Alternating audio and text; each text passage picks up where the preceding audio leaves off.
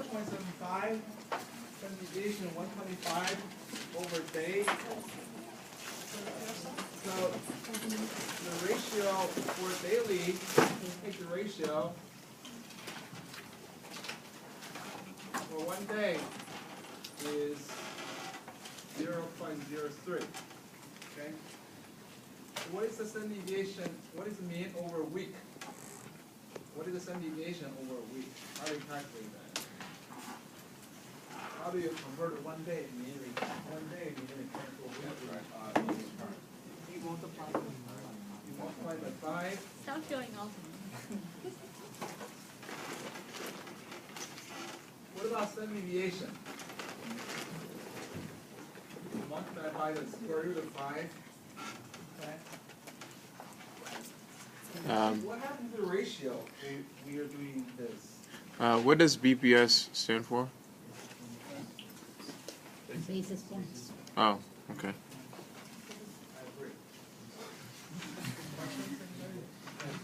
So you can see, mean grows faster than the standard deviation. Okay?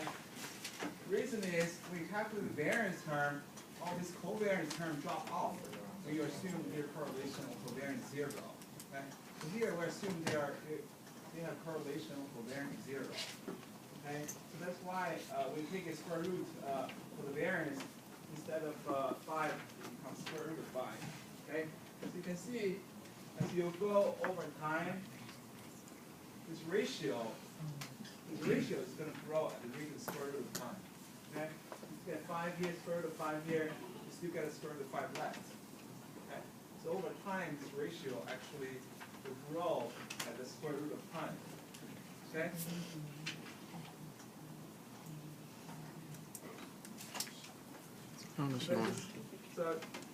So what do you do when you want to do this for a month? A month? It's going to have 1 day times 21 days in a month. Okay? So for a year, what happens in a year? You can't. For a year, just multiply by the square root of 250 days in a year. What happens? So you can see over time, this ratio will get bigger and bigger. Okay? And this ratio has a name. It's called the information ratio. Okay? I think it comes from the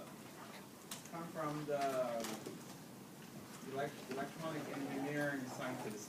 Okay? They call this the signal.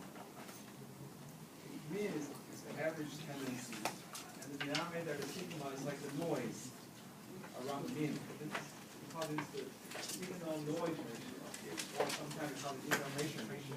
It's very much related to the so-called Sharpe ratio in finance. The Sharpe ratio, in the numerator, instead of mean, you use mean minus the risk-free rate. Okay?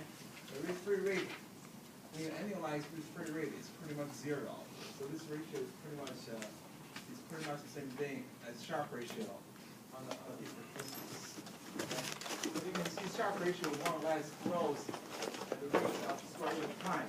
So typically, when you quote the Sharpe ratio, you have to tell them what frequency.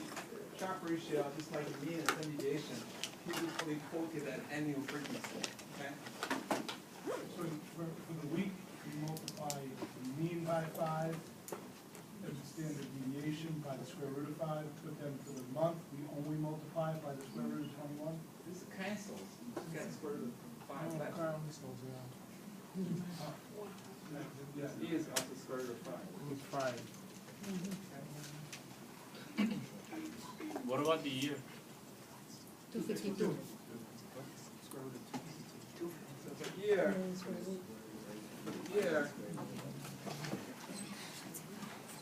okay, you get a mean.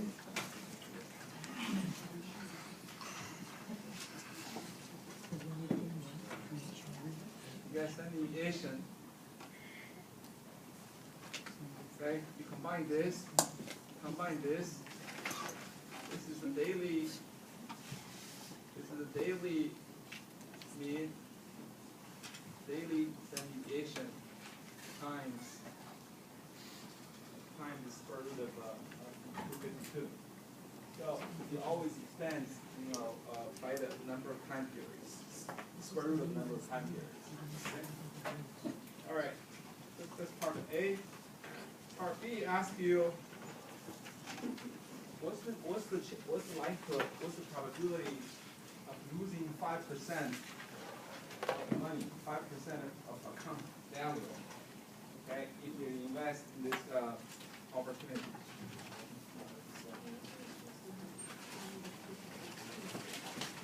For example, for the first case, a daily frequency distribution looks like this. Daily frequency mean is 375. Standard deviation is 125. Okay? So when we say you lose 5%, which area corresponds to the case of losing 5% or more? Left. Left. Okay, so here this is 375.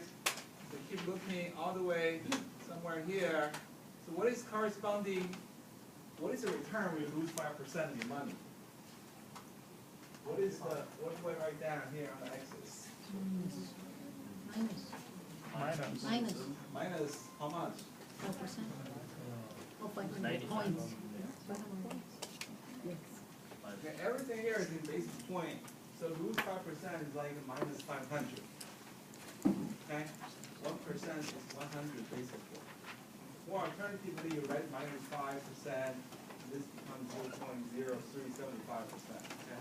So here we do everything basis point. So it's 500. Okay?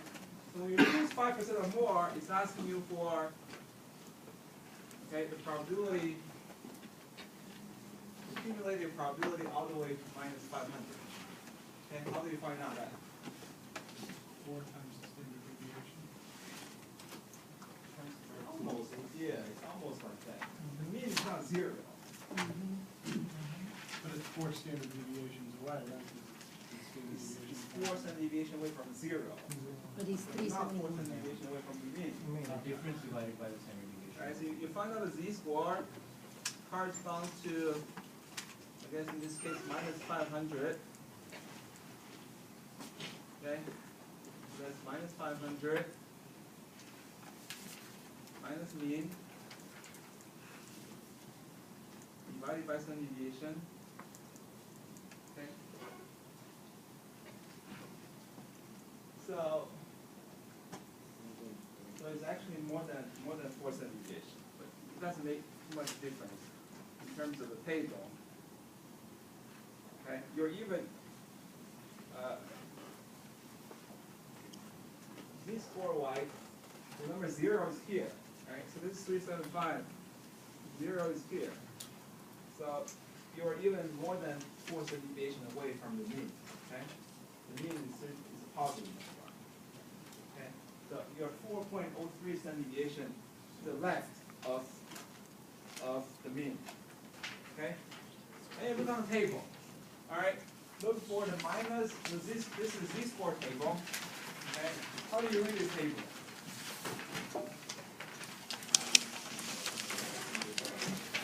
In the exam, the link I sent to you, bring a copy. I got a few extra copies, but my copy, this is my recycled copy. I only have one side. I only have negative and positive numbers. Anybody want this? No? So look for minus 4.03. How do you read this table? So you go to minus. First, look at the minus this under the z. Minus 4. Something, and then you want to find 3 point something. Look at the column. Okay? So here, it starts at minus 3.8. Uh-huh. 0.005. That's already 0.05. 0. So if you want to look at the minus 4.03, it's not on the table. Mm-hmm. So the probability is even smaller. Just say 0. Okay? It's actually less than 10 to the minus 4. So it's less than 1 out of 2,000, and say 0. Alright? The probability of losing 500 basis points a day is 0. Okay? This scenario is small. Okay? So what is the probability of losing 500 basis points in a year? Is it larger or is it smaller? Larger. Right? 5%. So according to this normal distribution, losing 5% in a day, the probability is very, very low. Okay? So let's do a case. It's all following the same formula. Okay? So for a year, what's the mean over a year?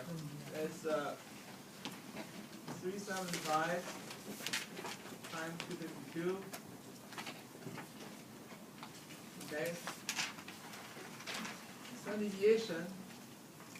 What's the standard deviation? 125 times square root of 252. So here, once again, we're looking for minus 500. Okay? So what's the z-score in this case? So this is 1 year. Minus 500 times 252 Minus 500 times. minus this, Divided by 125. 125. Keeping it at 3.75, right? Yeah.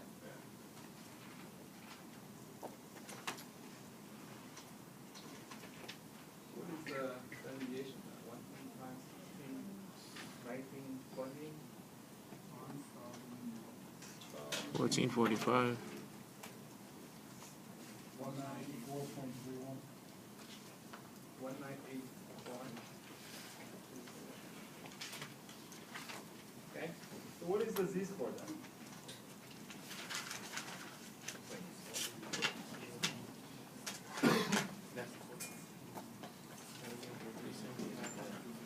Negative, 0.728, 212. 728, 212. Anyone got that? Yeah, I got that. But This is the mean. This is the mean. This is the deviation. Okay. So all right, now look on the table. How do we read this table this time? Look for minus 27. Mm-hmm. And look for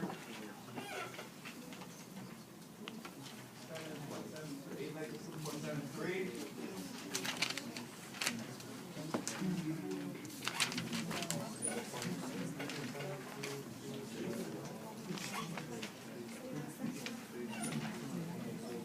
So we look for minus 0.7 on the left column or bottom? Minus 7 here, and then look at the next digit on the top. So 3 or 2? 3. Round it up. Yeah, round it up. Round it to the 3? yes. 0.2327.